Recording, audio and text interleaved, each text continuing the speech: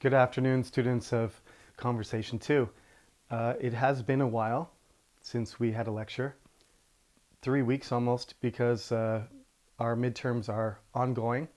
This afternoon, the second last group will have their interviews, and tomorrow, the final Tuesday group will finish their midterms too.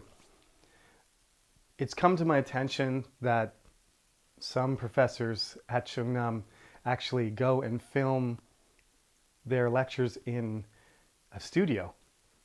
And I think that that's a level of professionalism that I have not reached with my homemade uh, office studio background. And I can only hope that the intimacy and casualness of our lecture style is still appealing to you.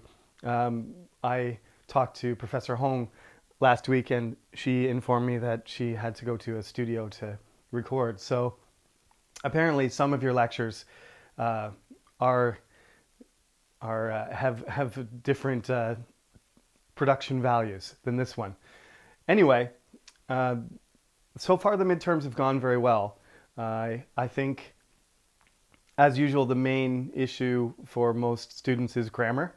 And I warned you of that going into the midterm, and that has been the case as usual.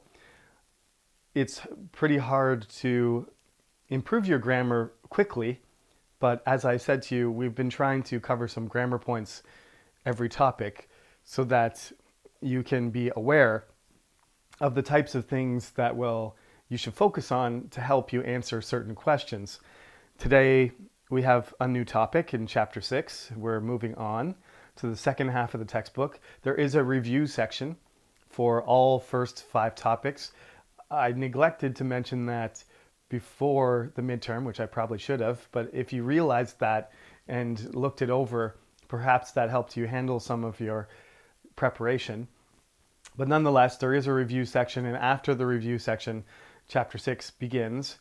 And the most important thing, there are 2 important things that I want you to try and work on for those of you who do have, grammar issues and are trying to improve. The first thing is verb tense, which I've sort of repeated a few times. And the other thing is the form of the word, okay? And we'll talk about the form of the word later, but just because I've noticed throughout the interviews this tends to be a problem. Words can be used as different parts of speech. So you can have a word and there will be a verb form and a noun form, an adjective form, an adverb form. And depending on where it is in the sentence and how you're using it, you have to use the correct form. So when I give you your feedback and you get your grade and I say your grammar needs to improve and you have an issue with form, word form, that's what I'm talking about, is you've got the right vocabulary, but you're using it in the wrong form.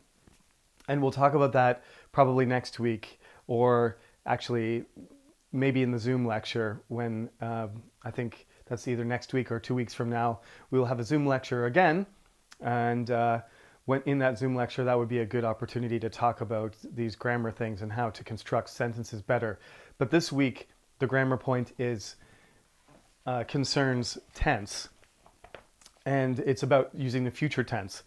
You have a choice when you conjugate a verb in the future tense. You have a choice between using will or going to.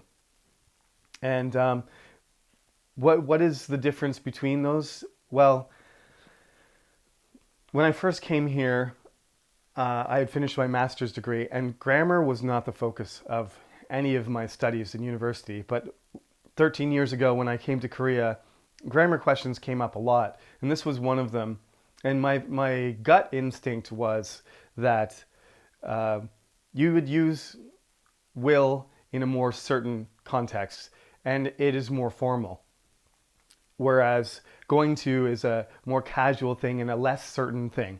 And that turns out to be the right answer, but it was just something that I was sort of had was subconsciously had been aware of since I started speaking English when I was young.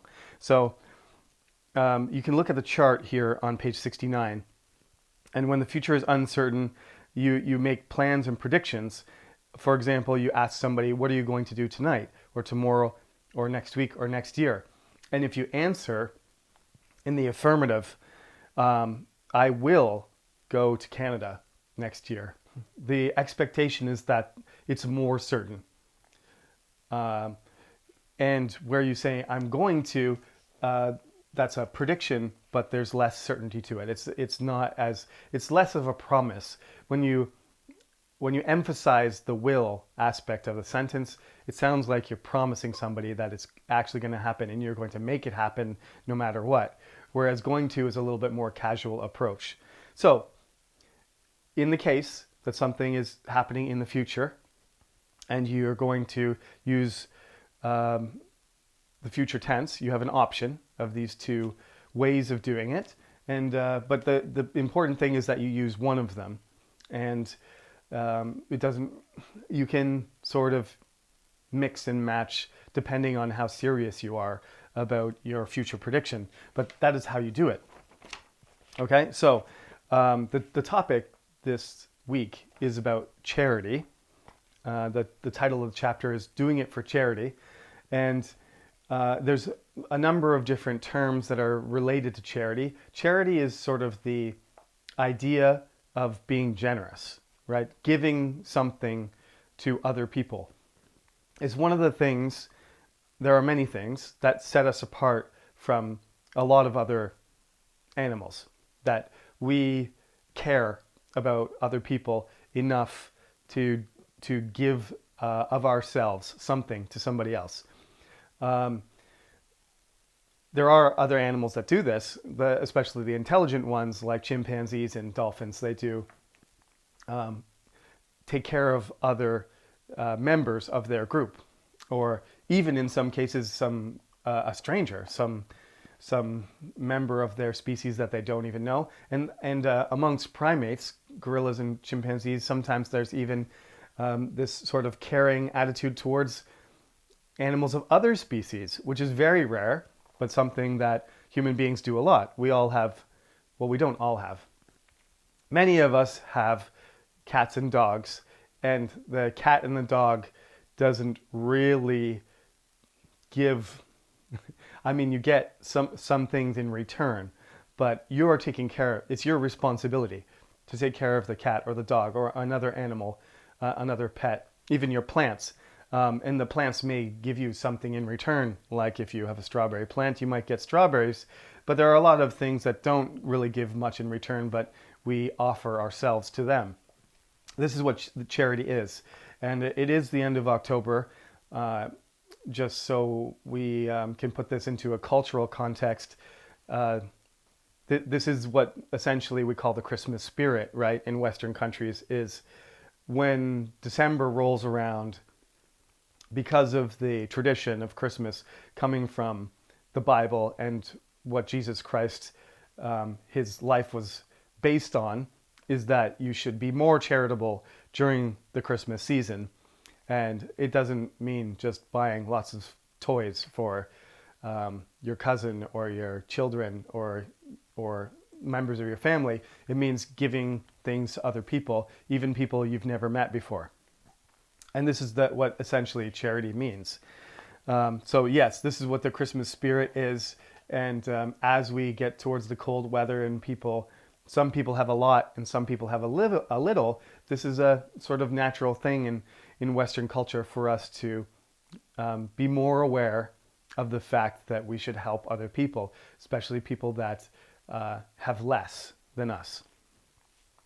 In university, this is sort of a general attitude that we try to encourage, and in Korea it's the same. As you become an adult and you become educated in university, you should attempt, especially I think during your university years, when you do, despite the fact you don't think so, you do have a lot more time now than you've had since you were in elementary school. I know what Korean high school is like, and you can't really help other people that much because you're too busy trying to help yourself survive uh, exams and competition and get into university. But now, once you're in Chungnam National University, you should feel like there is room for you to do things, especially during vacation. But during the year too, I think all Korean freshmen have a tendency to relax and enjoy their free time and have some fun because high school was so hard. But you should get back into some sort of routine and make an effort to help other people because you did make it and you are in university and you've succeeded. And now it's time for you to give some of your success, share it with some other people. This is my personal opinion, but I think this is the general attitude that we like to encourage in university.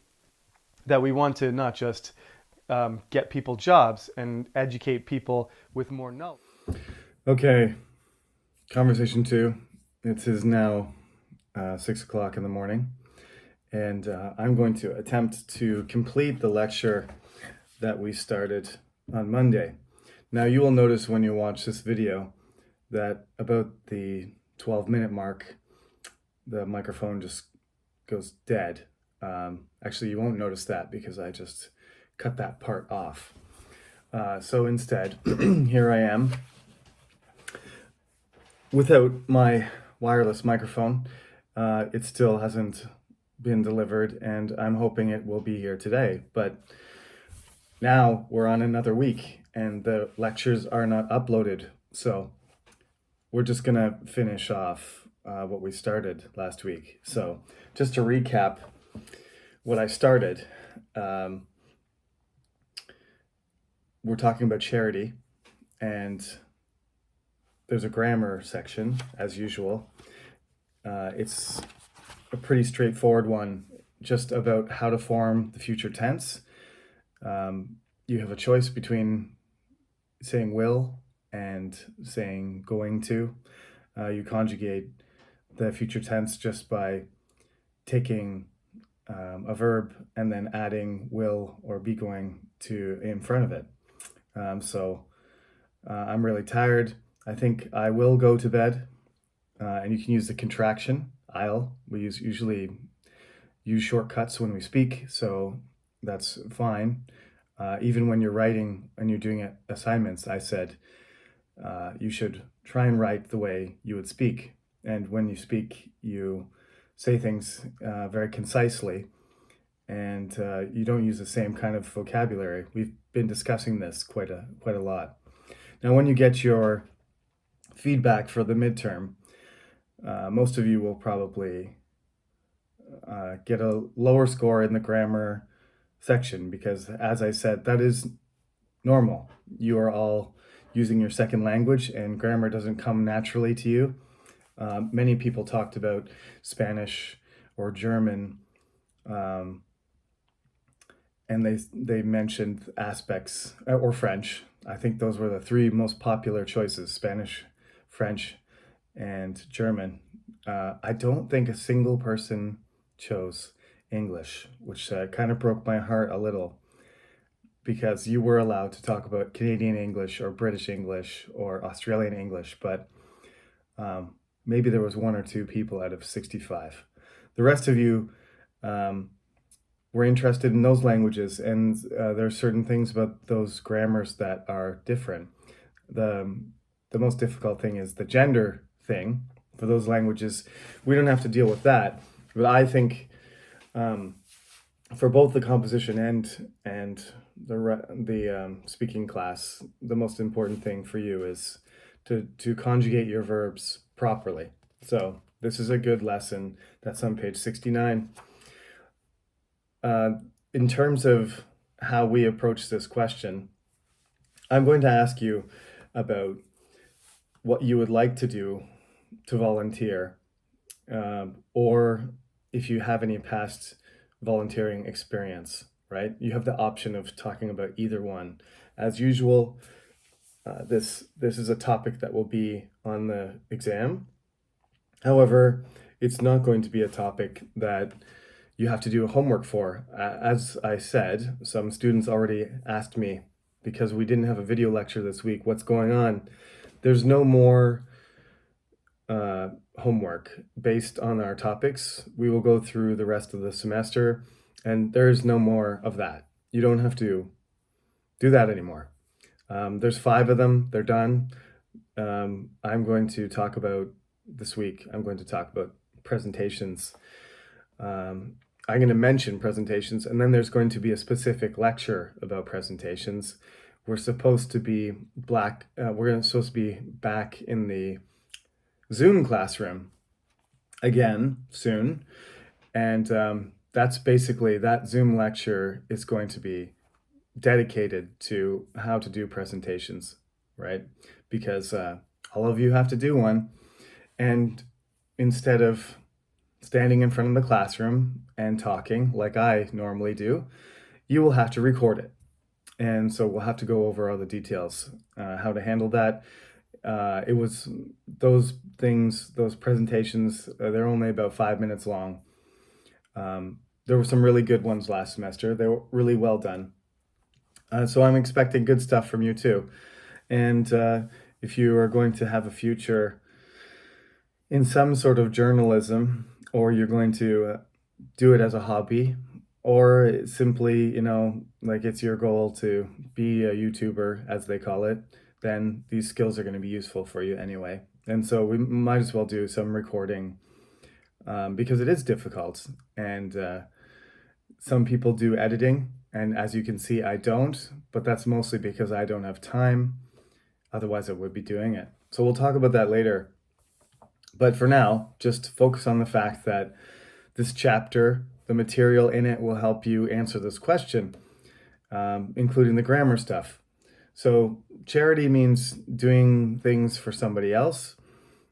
Christmas is coming up. It's the next big thing for Canada. Americans still have their Thanksgiving to celebrate at the end of November. But even before Christmas, when Thanksgiving is going on, you're supposed to be, Thanksgiving is supposed to be about the generosity of the Native people sharing with the Pilgrims, as they were called, which is a bit of a misnomer. But for those of you from the other class, you will know it's the Puritans. They experienced generosity, and the spirit of giving to other people. It's a recurring theme. It's because that was one of the qualities that people admire in Jesus, that he always did things during his lifetime for other people. So that's what the spirit of Christmas is. If you're acting in the Christmas spirit, then you do some volunteering. Often it includes helping less fortunate people. I was going to say misfortunate, but unfortunate is what I meant. Poor people, people who have injuries, people who need some sort of care. And not just people. It can be, of course, it can be for animals or the environment or other things. There are many options. There's different organizations, and you may donate money, or you may donate time, or you may use some skill you have, or just sometimes it's just a matter of effort. Young people have a lot of energy and they have more time, and so that's a good time to do volunteer work. The charity events in the book are fundraisers. So I'll give you a couple examples really quick, as I have done in the past. In Canada, there's a fundraiser for cancer called the Terry Fox Run. This fundraiser was started by an individual who was named Terry Fox, and he did this in the early 1980s when I was really young. So I don't remember him. Actually, I didn't look up when he actually was active, but it was around when I was born, early 1980s. And Back then, the treatment for cancer was not as developed, and Terry Fox was an athlete. He loved basketball, and he got cancer in his leg, and it was too advanced to do anything but cut his leg off. So when he was a young man, he had his leg removed, and he was very depressed by this, obviously, because he was an athlete and he couldn't play basketball or run anymore. So he took it upon himself to start running from one side of Canada to the other. And when he did this, at first it was just him, kind of running. And I think he had several people in a car nearby to watch what he was doing. But he was really, he had a prosthetic leg. So he was basically working with one leg, and he started making his way across Canada. And as he was making his way through the provinces and in the towns and the cities, it showed up. The story showed up in the media, and then he went through the bigger cities. There were people running with him and cheering him, and the story was all over the place. And he was going through Ontario, where I'm from, and when he made his way around past where Niagara Falls is, probably some of you know where I'm talking about. This isn't even the middle of Canada yet. When he was on his way to that point, he got sick again because the cancer had infected his lungs, and this time it killed him. So every year, as a memorial to him, and for the purpose of raising money for the Canadian Cancer Society, everybody runs, and you go around the neighborhood collecting money from your neighbors, and you ask if they would donate some money to cancer research and cancer care, cancer patients, and then they promise some money when you finish the race, and then you run and you collect the money, and the money goes to the organization. That's an easy story to tell, and it only takes a couple minutes, just like our storytelling example, or talking about a home, I suppose. But just like the home, some people decided to talk about what kind of home they wanted to live in. So similarly, you have to talk about what kind of charity work you could do, because many of you are freshmen, and coronavirus makes it difficult to do certain things. But you can do them if you wear a mask and you wash your hands, and there's not 100 people. So there are things that you can do. Orphanages still exist. Poor people are still out of luck and out of money. And there are people still starving all over the world. So there's lots of choices still. That has not gone away. And in some places, obviously, it's gotten worse. Even in Korea, where we've mediated the coronavirus pretty well, and we have a president who cares about poor people and provides relief for them, there's a lot of people who need your help. And if you go international, it's definitely worse. 40 million Americans lost their job. We don't usually think about helping Americans, but there's a lot of charity work going on in America right now, because there are various things that have caused life for Americans to be difficult. The economic problems related to the coronavirus being the worst. So when 40 million people lose their jobs, it's a tough Christmas for a lot of people. So that's how you handle the question. If you want to talk about it in the conditional or the future tense, then talk about it that way. If you have some good volunteer experience already, then you can talk about it in the way I did and use the past tense. Okay? Now, I do have to do another lecture for you. It will be done today or tomorrow. Maybe not today, because I think I have to do 4 today. So that might be a little bit much. But anyway, this lecture is going to be uploaded today, Monday, which is last week's lecture. And the new one will be uploaded tomorrow at the latest. So this is a little bit different with this kind of Zoom similar to Zoom type feel. I've never done my recording sitting down and uploaded to YouTube. So, you know, we'll just call this my fireside chat. I don't know. But we should be back to normal soon. Okay, so thank you for listening and have a good day.